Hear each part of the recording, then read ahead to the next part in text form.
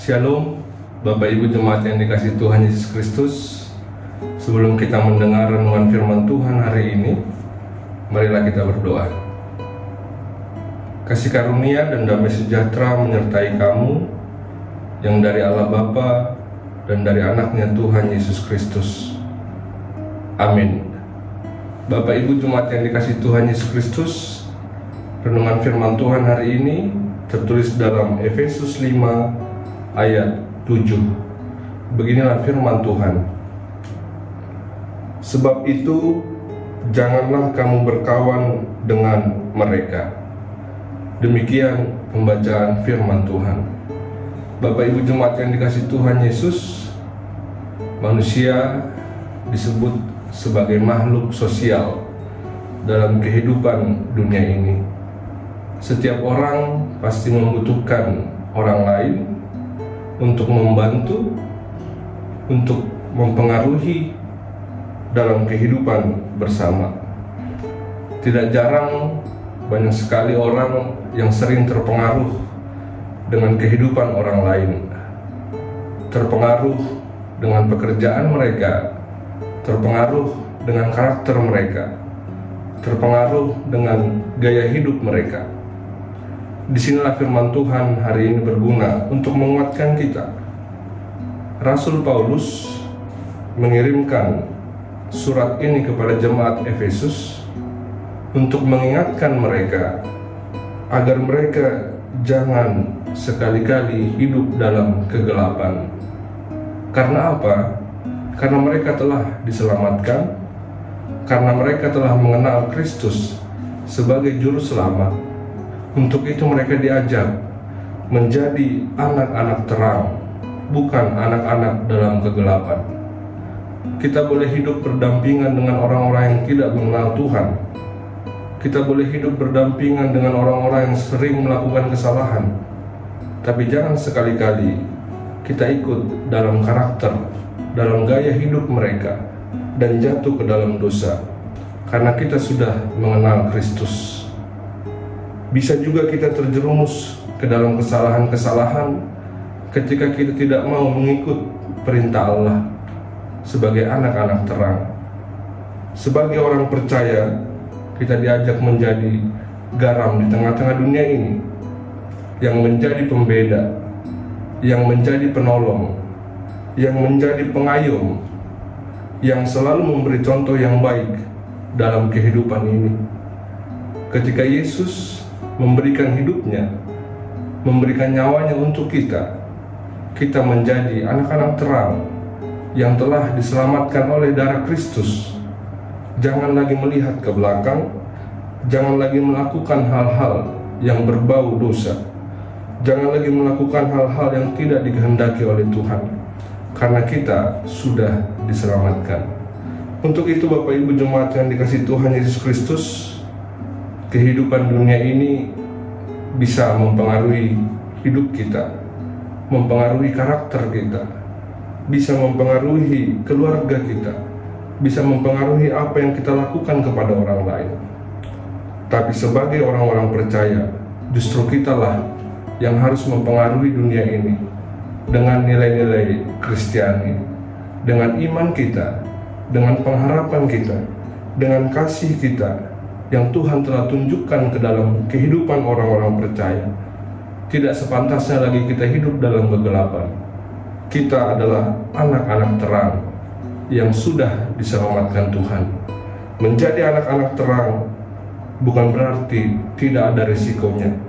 Kita mungkin akan dikucilkan, kita mungkin akan disingkirkan oleh dunia ini. Tetapi ingatlah, menjadi anak-anak terang adalah simbol orang percaya, dan yang akan menjadi anak-anak terang dalam kehidupan dunia ini juga akan menerima upahnya di akhir kelak ketika Kristus datang kedua kalinya. Tuhan menguatkan kita menjadi anak-anak terang. Amin, kita berdoa.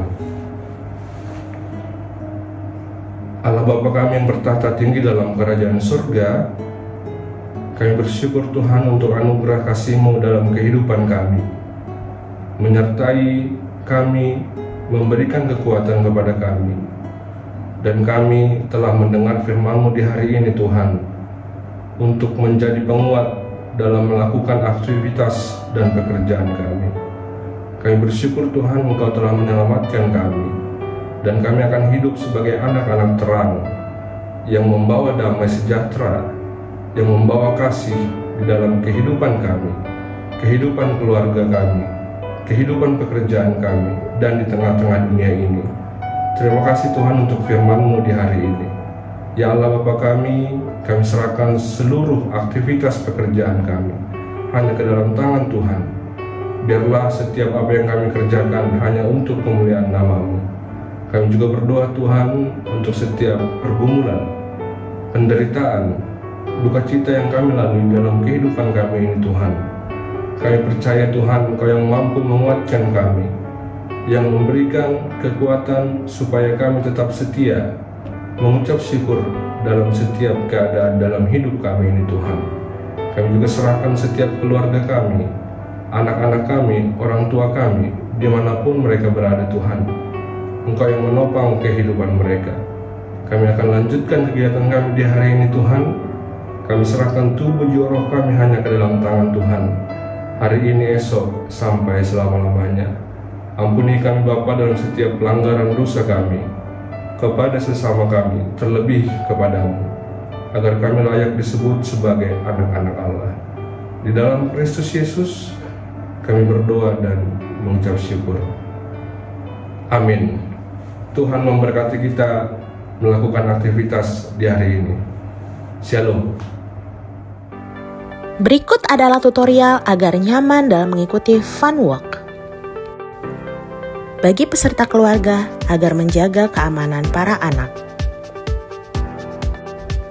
Ketika ada petugas penilai, tunjukkan kreativitas peserta. Putar balik satu di depan gereja Katolik Saint Albertus. Wajib menyeberang di zebra cross dan ikuti arahan petugas. Tidak ada penilaian kecepatan di Fun Walk, untuk itu tetaplah jalan santai dan tidak perlu terburu-buru. Putar balik kedua ada di seberang Courts Megastore. Tetaplah tertib dan ikuti arahan petugas penyeberangan.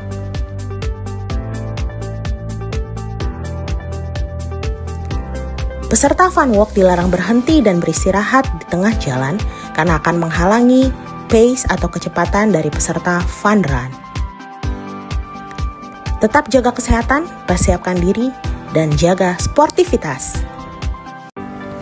Demi menjaga sportivitas dalam Race Fun Run, panitia menetapkan 3 buah checkpoint. Yang pertama ada di seberang Sekolah Cherry.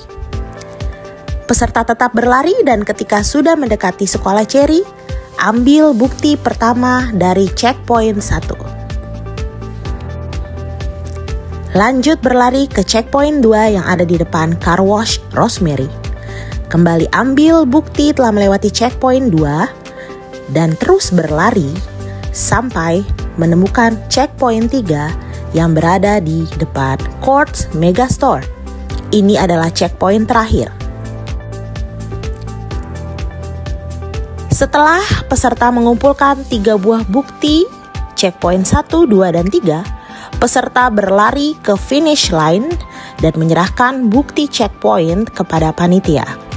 Peserta yang tidak dapat menyerahkan bukti dinyatakan diskualifikasi.